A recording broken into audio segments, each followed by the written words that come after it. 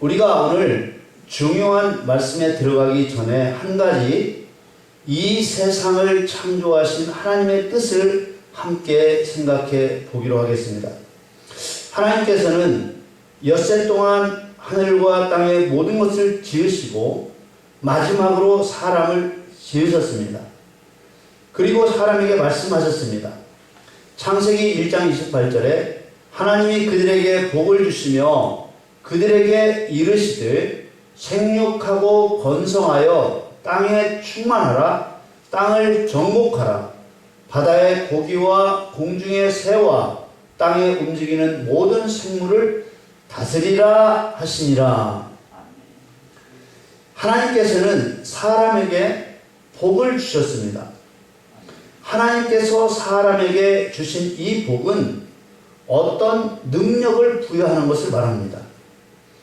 하나님께서 사람에게 주신 복은 생육하고 번성하여 땅에 충만할 수 있는 능력이며 땅을 정복할 수 있는 능력이며 바다의 고기와 공중의 새와 땅에 움직이는 모든 생물을 다스릴 수 있는 능력입니다. 하나님께서는 사람들이 이 능력을 가지고 바다의 고기와 공중의 새와 땅에 움직이는 모든 생물을 다스리게 하시려고 이 세상을 창조하신 것입니다. 바다의 고기, 공중의 새, 땅에 움직이는 모든 생물은 하나님을 반역하고 이 땅으로 쫓겨난 사단의 무리들을 가리키는 것입니다. 이것은 말씀을 믿는 자만 알게 되는 하나님의 비밀 언어입니다. 하나님께서는 사단을 심판하게 하시려고 사람을 창조하셨습니다.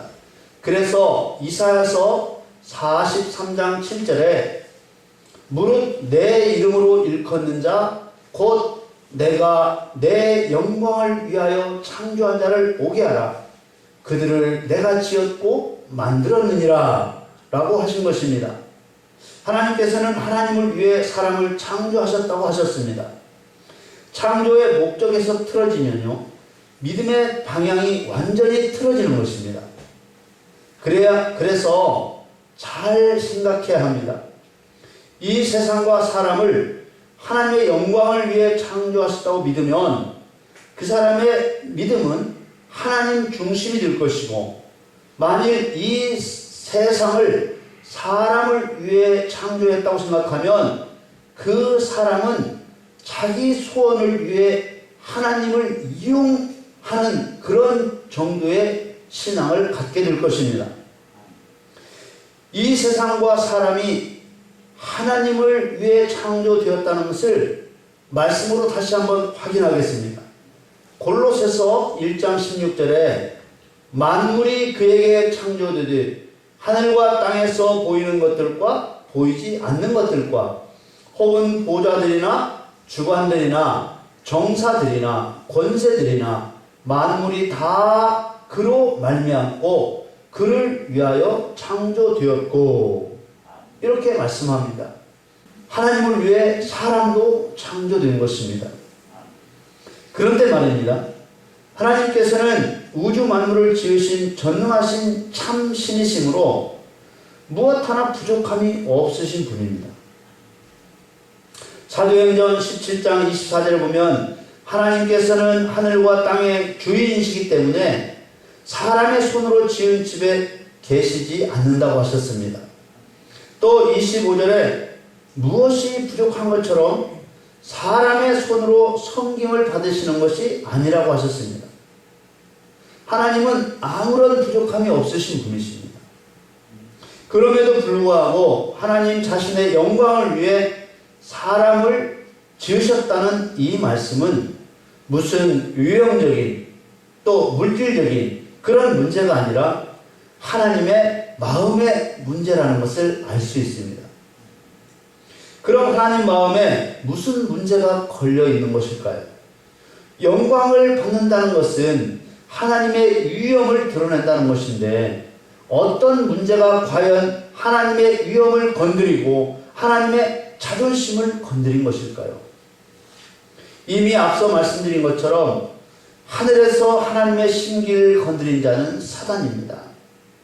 유능한 천사였던 이 사단은 자신도 신이라고 하면서 지존하신 여호와 하나님과 동등되려는 마음을 먹음으로써 하나님의 위엄과 자존심을 건드린 것입니다. 하나님께서는 창조주이시기 때문에 유일하신 신의 존엄에 도전하는 것을 결코 묵과할 수 없는 분입니다. 시편 23편 1절 여호와는 나의 목자시니 내게 부족함이 없으리로다. 이렇게 시작되는 다윗의 시편 23편 5절에 주께서 내 원수의 목전에서 내게 상을 베푸시고 기름으로 내 머리에 바르셨으니 내 잔이 넘치나이다 라고 원수를 이기고 승리하게 하신 하나님을 찬양하고 있습니다. 그런데 이 말씀을 다윗의 입장이 아니고 하나님의 입장에서 읽어보십시오. 하나님 당신 이야기를 하고 계신 것입니다. 이게 말씀의 양면성입니다. 말씀을 좀 폭넓게 생각을 해보시자고요.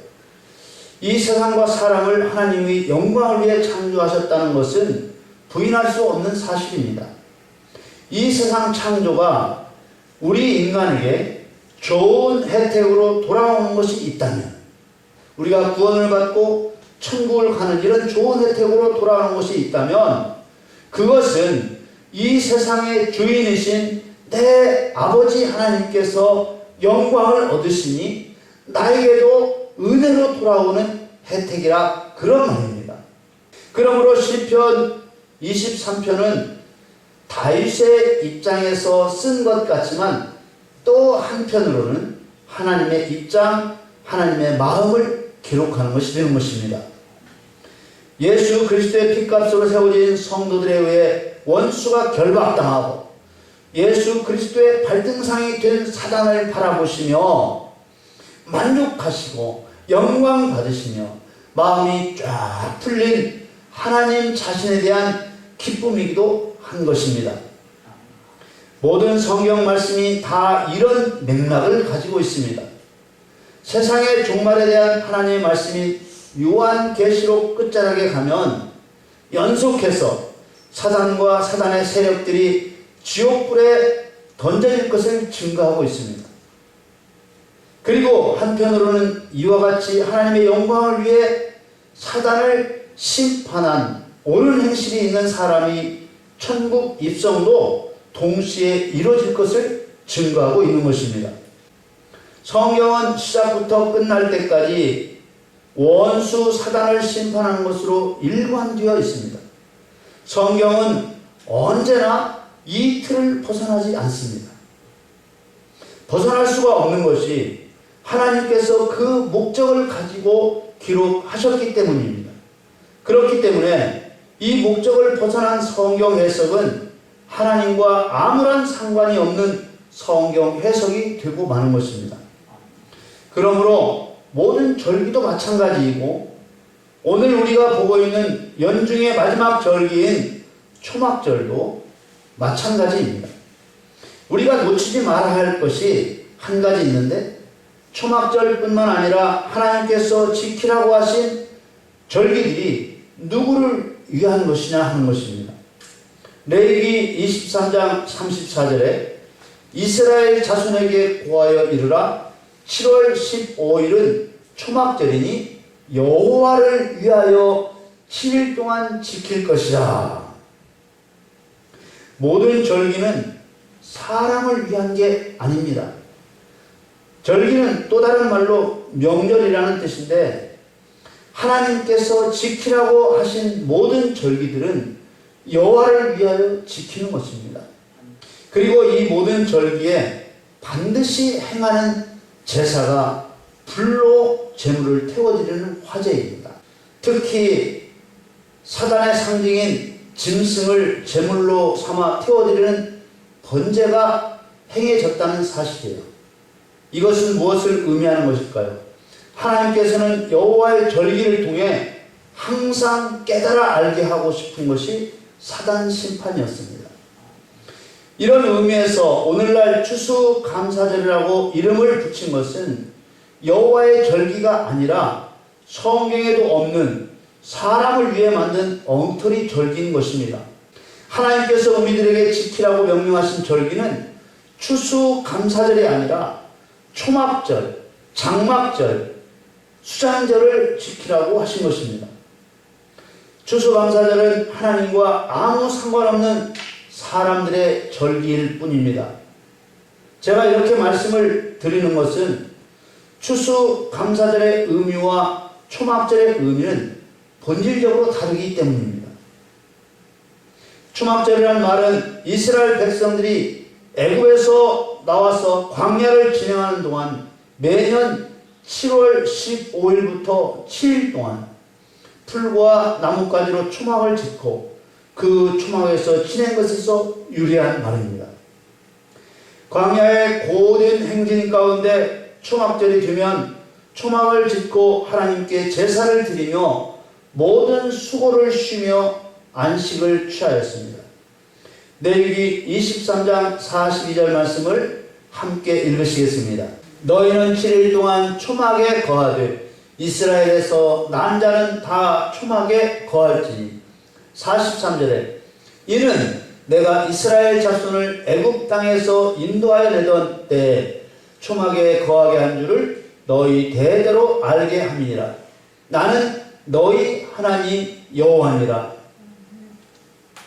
하나님께서는 유대의 달력으로, 지금 우리가 쓰고 있는 달력이 아니고 유대의 달력으로 매년 7월 15일에 7일 동안 지키도록 함으로써 하나님의 시간으로 구약시대 4,000년, 교회시대 2,000년, 천년 왕국기간 1,000년, 도합 7,000년이 지나면 영원 무궁한 세계로 들어가게 될 것을 상징하는 7일 동안 초막절을 지키게 하신 것입니다.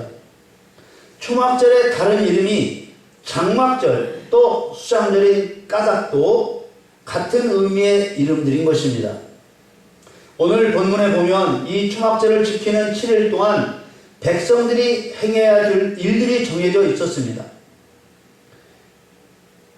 레위기 23장 35절에 첫날에는 성유가 있을지니 너희는 아무 노동도 하지 말지며. 이 성유는 거룩한 모임이라는 의미인데 이 거룩한 모임에서 행한 일은 율법을 낭독하는 일이었습니다. 당시의 율법은 시내산에서 받은 십계명이었습니다. 십계명은 사단의 죄목입니다. 위로는 하나님께 대한 대신 범죄 4계명과 아래로는 사람에 대한 대인 범죄 6계명, 도합 10가지 죄목을 백성들 앞에서 공포하고 사람이 이 사단의 죄를 짓지 말 것을 명령한 것이 십계명입니다. 하나님께서는 초막절 첫날에 백성들 앞에서 이 사단의 죄목을 공포한 것입니다. 그리고 이 7일 동안의 절기를 다 마치고 8일째 되는 날도 성회를 열도록 했습니다. 그러니까 하나님께서는 초막절 기간의 시작과 끝에 사단의 죄목을 낭독해서 이스라엘 백성들에게 들려준 것입니다. 뭐하라고 들려주셨겠습니까? 그런 흉악한 죄를 지은 사단을 대적하여 멸하라고 들려주신 것이죠. 또 한 가지로는 너희들은 결코 사단과 같은 죄를 짓지 말라고 들려주신 것이죠. 이것은 앞으로 이스라엘 백성에 해당하는 믿음의 증인들을 통해 사단의 죄를 온 세상에 드러내도록 철저하게 준비시킨 것입니다. 이런 절기가 오늘날 추수감사절이라고 부르며 그 뜻이 변질되어버린 것입니다. 또 초막절을 곡식을 거두어 창고에 드린다는 수장절이라고도 하는데 이 수장절도 곡식은 비유일 뿐이고 영원한 천국에 들어질 알국은 하나님의 창조의 목적대로 땅을 정복하고 사단을 다스려 심판함으로써 하나님을 영광스럽게 한 믿음의 사람들을 말하는 것이죠. 마태복음 3장 12절에 손에 키를 들고 자기의 타작마당을 정하게 하사 알곡은 모아 곡간에 들이고 쭉정이는 꺼지지 않는 불에 태우시리라. 예수님이 하신 말씀입니다. 율법을 완전케 하시려고 오신 예수님의 말씀이에요. 이 영원한 천국에 들여질 알곡과 같은 믿음의 사람들은 레위기 23장 42절에 보니까 이스라엘에서 난 자라는 거예요. 이스라엘은 야곱을 가리키는 말입니다. 야곱은 예수 그리스도의 예표입니다. 다시 말해서 이스라엘에서 난 자는 예수 그리스도로 말미암아 거듭난 자를 말합니다. 요한복음 3장 5절에 보니 예수께서 대답하시되 진실로 진실로 내게 이르노니 사람이 물과 성령으로 나지 아니하면 하나님 나라에 들어갈 수 없느니라. 이 거듭났다는 말도 잘 생각해 보십시오. 예수님과 대화했던 유대 관원 니고데모가 말한 것처럼 우리가 모태에 다시 들어갔다 나오는 것을 말하는 것이 아닙니다. 나는 가만히 있는데 어떤 능력이 헷가닥 나를 바꾸는 것도 아닙니다. 하나님의 말씀을 듣고 내 마음과 생각을 바꾸는 것이 거듭남입니다. 마음과 생각이 바뀌면 또 말씀이신 성령님이 임하시는 것입니다. 성령님이 임하시면 모든 것을 가르치시고 모든 것을 생각나게 하십니다. 그래서 그 사람의 행동이 성령께서 가르치시고 생각나게 하는 대로 예수 그리스도를 증거하게 되는 것입니다. 이런 하나님의 뜻이 이미 초막절의 규례에 나타나 있는 것이죠. 이스라엘 백성들이 첫날 성회를 통해 사단의 죄목인 10계명의 율법을 듣고 행한 것은 제사입니다. 이것들은 여호와의 절기라 너희는 공포하여 성회를 삼고 번제와 소제와 희생과 전제를 각각 그날의 여호와께 화제로 드릴지니. 화제는 불로 태워 드리는 제사입니다. 번제는 소나 양이나 염소나 비둘기를 죽이고 토막을 치고 쪼개서 불로 태워 드리는 제사입니다. 이 제물의 짐승들은 모두 사단의 상징들입니다. 이 성경을 기록해 주신 하나님의 의도는 첫날 성회 때 낭독하는 율법을 듣고 사단의 죄를 알게 되고 또 사람도 사단의 죄를 따라 동일한 범죄를 행하고 있다는 것을 알게 되었다면 그 깨달음이 행동으로 나타나야 됨을 말씀하고 있는 것입니다.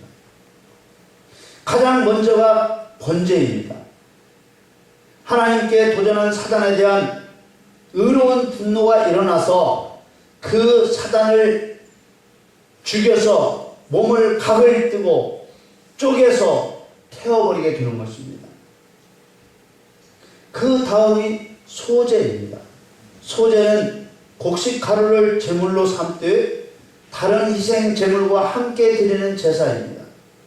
이 제사는 자신이 곡식의 가루처럼 잘게 쪼개지는 회개의 의미가 들어있습니다. 다른 희생 제물과 함께 드리는 것은 자신의 죄가 사단 때문이라는 것을 의미하는 것이며, 소제와 함께 드리는 전제, 술을 부어 포도주를 부어 드리는 그런 전제는 헌신적인 충성의 의미가 들어있습니다. 이처럼 초막절은 예수 그리스도로 말미암아 천국이 예비되어 있음을 확신하는 절기요, 번제의 의미처럼 하나님께 죄를 짓고 사람을 죄에 빠지게 한 사단을 그 몸을 쪼개고 불로 태워 죽이는 심판자의 일을 행하는 그런 사람만이 알곡으로 인정되어 영원한 천국에 들어갈 것을 깨닫는 절기요, 가장 중요한 의미는요, 자신을 십자가에 못 박아 우리 인간의 죄를 대속하셔서 영적인 이스라엘의 자손이 되게 하신 예수 그리스도의 은혜를 깨닫는 것입니다. 레위기 23장 40절에 너희는 7일 동안 초막에 거하되 이스라엘에서 난 자는 다 초막에 거할지니. 예수님의 십자가의 대속 없이는 그 누구도 영적인 이스라엘에서 난 자가 되지 못하는 것입니다. 그리고 이 초막절의 의미를 이루실 분은 하나님 여호와이심을 선포하심으로 이 모든 계명이 흔들림 없이 완성될 것을 증거하셨습니다. 누가 보증을 하시니까요? 여호와 하나님께서 보증을 하시니까요. 우리가 다시 한번 생각하면 초막절의 핵심은 초막에 들어가는 것입니다. 초막에 거하는 것은 영원한 천국에 들어간다는 비유입니다. 그럼 어떤 사람이 영원한 천국에 들어갈 것인가 하는 것입니다. 성회를 통해 낭독된 여호와의 율법을 듣고 번제와 소제를 드린 사람들입니다. 왜 여호와의 율법을 듣고 번제와 소제를 드린 사람인가 하면은 이 번제는 예수 그리스도께서 유월절 어린 양이 주셔서 애굽의 장자를 다 죽여서 사단의 머리를 깨버리신 것처럼 사단의 몸을 각을 뜨고 쪼개서 불에 태워 죽이는 심판의 의미가 있기 때문이고, 또 곡식 가루처럼 쪼개지고 쪼개져서 누가, 우리들이, 내가 가루처럼, 밀가루처럼 얼마나 잘게 쪼개졌으면 가루가 되었습니까?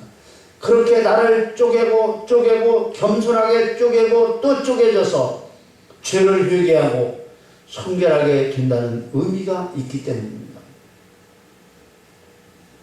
이 주막절을 지키라고 하신 하나님의 의도를 안다면 미국 청교도들로부터 시작된 이 추수감사절을 초막절이나 지키지는 못할 것입니다. 사단이 복음을 변개할 것이라는 하나님의 말씀이 이미 있었는데도 추수감사절이라는 짝퉁 초막절이 온 세상을 뒤덮도록 방치한 책임이 모든 그리스도인들에게 있는 것입니다.